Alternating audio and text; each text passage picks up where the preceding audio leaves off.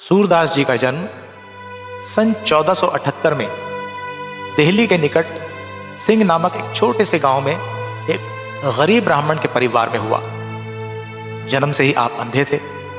उस काल में अंधे लोगों के लिए पढ़ना लिखना बिल्कुल संभव न था। उससे शिक्षा के दरवाजे आपके लिए हमेशा के लिए बंद हो गए थे। बहुत छोटी सी उम्र में एक दिन गायकों का एक झुंड ईश्वरीय स्तुति करते करते आपके घर के सामने से गुजर रहा था। आपको ये देखकर बहुत अच्छा लगा। आपका मन करा कि आप गाना सीखें और आपने उनके पीछे पीछे चलना शुरू कर दिया। रात होने पर वे सभी एक तालाब के किनारे ठहरे। उनमें से एक सज्जन ने बालक सूरदास से पूछा, बेटा हमारे साथ तुम क्यों आ रहे हो? सूरदास ने जवाब दिया, मैं गायन सीखना चाहता हूं। उन लोगों ने रात होने पर उसे खाना खिलाया। फिर भी वे एक अंधे बालक की जिम्मेदारी लेना नहीं चाहते थे। जब सुबह हुई तो सूरदास ने अपने आप को वहां अकेला पाया, क्योंकि वो लोग वहां से जा चुके थे। बेचारे सूरदास अकेले रह गए। अब वो घर लौटना नहीं चाहते थे। किसी भी हालत में वो बस गायन सीखना चाहते थे। उन्होंने ठान लिया। तब जाकर आप उसी तालाब के किनारे रहने लगे और श्री कृष्ण की महिमा का गुणगान करना शुरू कर दिया। आपकी आवाज मधुर थी। उसी मधुरता का लुत्फ उठाने के लिए लोग आपके आसपास इकट्ठा होने लगे। वे बड़े प्यार से उनका गाना सुनते और खाने पीने की चीजें भी उन्हें ला कर देते। धीरे धीरे आपके बहुत से लोग भक्त बन गए। एक भक्त ने तो गायन की संगत के लिए आपको एक तारा ला कर दिया।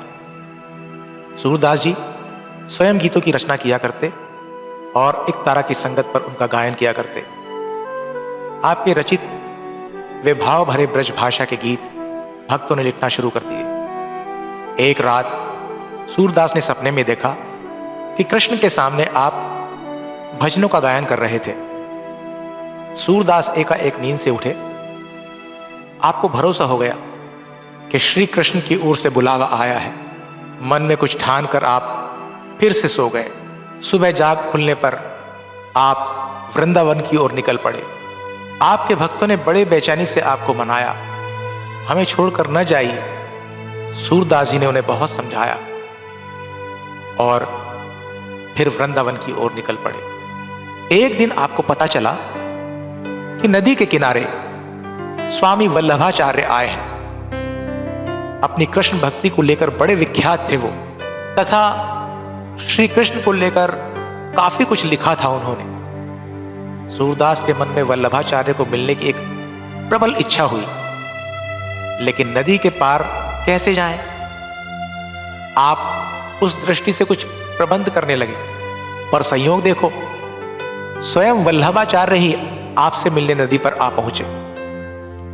सूरदास जी के आनंद की कोई सीमा न रही। बड़े भक्ति भाव से आपने वल्लभाचार्य को साष्टांग प्रणाम किया और आपसे आशीष मांगे। वल्लभाचार्य ने आपको कृष्ण का एक भजन गाने के लिए कहा। आपके भजन का श्रवण करते करते वल्लभाचार्य मंत्रमुग्ध हो गए।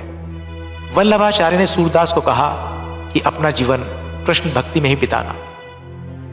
आपने स्वयं सूरदास जी के साथ निवास किया। कृष्ण की बहुत सारी गाथाएं कथन की।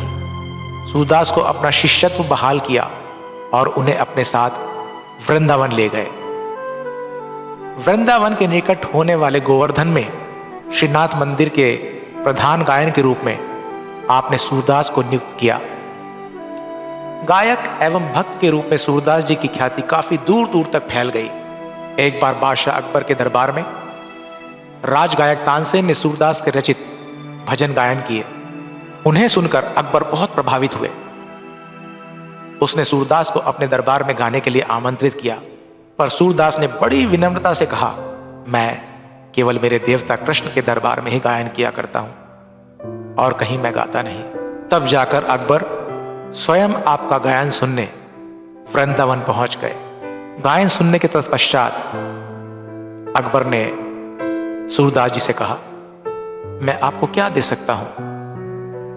सूरदास जी ने कहा, मुझे आपके दरबार में गाने के लिए हरगिज न कहिएगा। ऐसे स्वाभिमानी थे सूरदास जी। अपने एक ही देवता श्री कृष्ण के चरणों पर आपने अपने भाव समर्पित किए थे।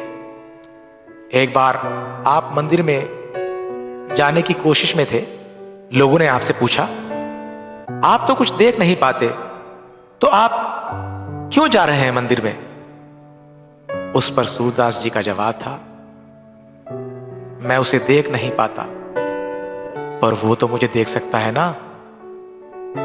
भगवान अपने भक्तों को देखता ही है, ऐसा आपका दृढ़ विश्वास था।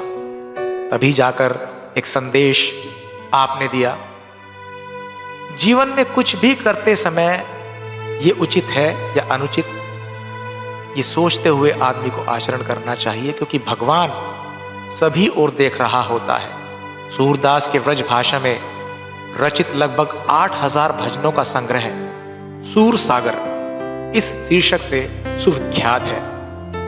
इस कहानी से हमें यह शिक्षा मिलती है कि हमें अगर कुछ न भी दिखाई दे रहा हो तो भी भगवान तो हमें देख ही रहा है। इसलिए अपना आचरण निरंतर उचित रखना चाहिए।